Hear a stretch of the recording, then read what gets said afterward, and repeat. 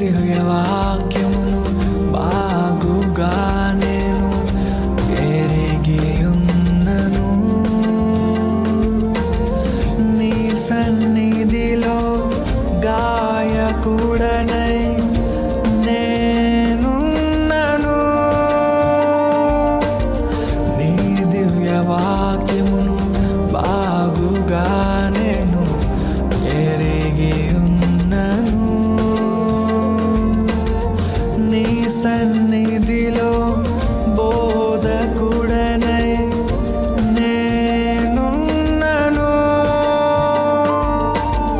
వదలకుంటే పాపమును అనుభవింతు నిత్య నరకం, అయినా నిన్ను విడిచి తప్పిపోతీనే.